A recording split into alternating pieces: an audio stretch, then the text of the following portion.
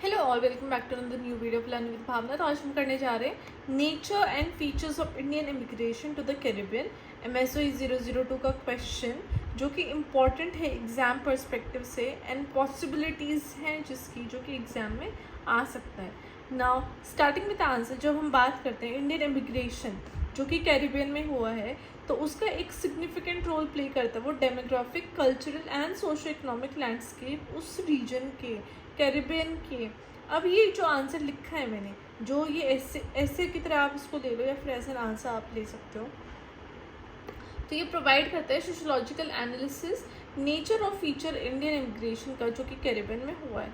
अब जब हम हिस्टोरिकल, इकोनॉमिक और सोशल कल्चरल एक्सपेक्ट की बात करते हैं, तो हम देखते हैं कि जो भी मोटिवेशंस थी इन इमिग्रेशन के बिहाइंड, वो किसके ऊपर थी? वो इंडियन इमिग्रेशन की एक्सपीरियंस के ऊपर बेस्ड थी कि उन्होंने देखा कि जो ये होस्ट कंट्री है, जो कैरिबियन है, उनकी कंट्री ऑफ रीजन से वो कैसे डिफरेंट है। ऑफ कोर्स अगर उन्होंने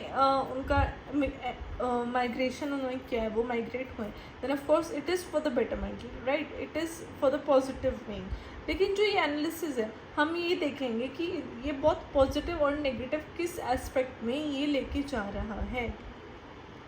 अब जो इंडियन इमिग्रेशन था जो कैरिबियन में हुआ था, वो ट्रेस बैक किया जाता है 19th सेंचुरी से माइग्रेशन हो रही है टू द कैरिबियन, जहाँ पे थाउजेंड्स ऑफ इंडेंजर्ड लेबर्स लाए गए थे इंडिया से ताकि वो प्लांट कर सके इन ब्रिटिश कॉलोनीज़ में, जैसे कि ट्रिनिडाद हो गया, टोबैगो हुआ, गुआना हुआ, सुरीनेम और जमाइका। इन सब में ब्रिटिशर्स का राज था, तो उन्होंने इंडियन लेबर्स को वो लेके आए ताकि वो इन प्लेसेस में काम कर सकें। वाइल जो ऐसी कंडीशंस है वो लेबर्स को ऐसी एक्सप्लॉयटेटिव जगह पे माइग्रेट करने में और ऐसी मार्क बिगनिंग में एक्सप्लॉयट तो करते हैं ऑफकोर्स। तो ये ही ऐसे चैप्टर है हिस्ट्री में जो कि कैरिबियन में देखा गया। अब ऐसे जो इंडियन माइग्रेंट्स हुए हैं, उन्होंने ऐसे कंट्रीब्यूशन काफ़ी हद तक social, economic and cultural fabric को दिया है वहाँ की होस्ट कंट्रीज़ को। तो उनका जो कंट्रीब्यूशन है इंडियन इमिग्रेंट्स के या फिर जो इंडियन लेबर्स थे उस टाइम को, तो उसको बिल्कुल भी नकारा नहीं जा सकता।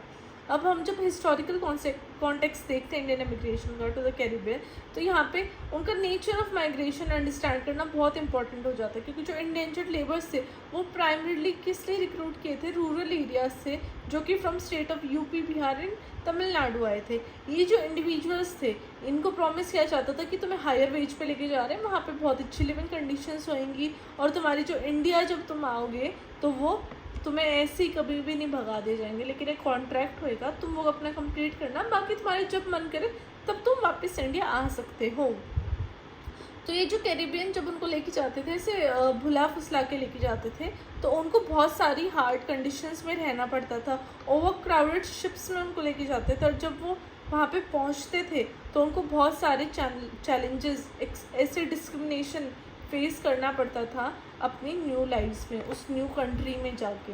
जब हम इकोनॉमिक फैक्टर्स की बात करते हैं, तो इकोनॉमिक फैक्टर्स एक बहुत क्रूशल और सिग्निफिकेंट रोल प्ले करता है इंडियन इमिग्रेशन में, क्योंकि जितने भी जो इंडियन जो चीप लेबर थे उनको जो लेके गए थे, तो उनको ऐसे उनको ऐसे बोल दिया था कि तुम्हें ना स्लेव की तरह नहीं रखेंगे, तुम्हें अच्छे से रखेंगे, है ना, और अच्छे से रखेंगे। तो यहाँ पे वाइटल वर्क फोर्स हो गया था, क्योंकि जो इंडियन जो लेबर थे वो बहुत चीप प्राइस पे वर्क कर रहे थे और बहुत अच्छा वर्क कर रहे थे। They were like the cheapest labours and they were the most hard working.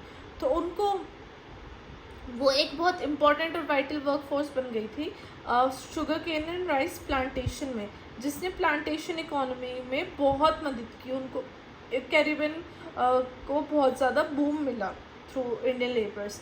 जब हम उनके ये देखते हैं, जब उनका कॉन्ट्रैक्ट का एंड आने को होता है, तब इंडियन इमिग्रेंट्स क्या करते हैं, उन्होंने क्या किया, अपने स्मॉल बिजनेसेस इस्टेब्लिश कर लिए, और वो ट्रेड में, क्रिएटिंग इकोनॉमिक अपॉर्चुनिटीज़ में वो उनके अंदर जाके बस गए, राइट। हमने पहले भी बात की कैसे इंडियन इमिग्रेंट्स वो ट्रेड, स्मॉल बिजनेसेस में वो खुद को उन्होंने उसमें ढाल लिया था।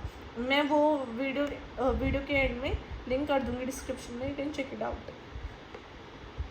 थर्ड पॉइंट आ जाता है सोशो कल्चरल डायनामिक्स। जब हम सोशो कल्चरल डायनामिक्स की बात करते हैं इंडियन इमिग्रेशन के कॉन्टेक्स्ट में, तो हम देखते हैं कि जो इंडियन इमिग्रेंट्स थे उनको उनके रिच कल्चरल हेरिटेज के चक्कर में उनको बुलाया गया, जहाँ पे उनकी लैंग्वेज बहुत अलग थी, religion, cuisine, traditional practices were very different from each other. ऐसे सारे चैलेंजेस होने के बावजूद उन्होंने अपनी कल्चरल आइडेंटिटी प्रिजर्व करके रखी।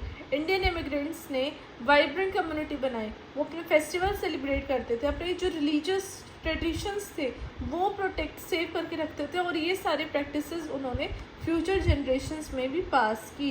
जो इंडियन कल्चरल एलिमेंट्स है उन्होंने वाइडर कैरिबियन सोसाइटी में उस चीज़ को फैलाया, और आज अगर आप देखोगे तो इंडियन एंड एफ्रो कैरिबियन जो कल्चरल एक्सप्रेशंस है उसकी एक फ्यूजन, एक बहुत खूबसूरत फ्यूजन निकल के आ रही है, जो कि बहुत लोग फॉलो भी करते हैं आज के टाइम पे। It is being followed like world wide. Okay, जब ना fourth point is identity formation. जब ये प्रोसेस होता है आइडेंटिटी फॉर्मेशन का इंडियन इमिग्रेंट्स के अंदर, तब हम बात करते हैं कैरिबियन की एक कॉम्प्लेक्स और ऑनगोइंग वन है, जो कि आइडेंटिटी बहुत ही कॉम्प्लेक्स है कि उनको खुद को क्या बुलाना चाहिए।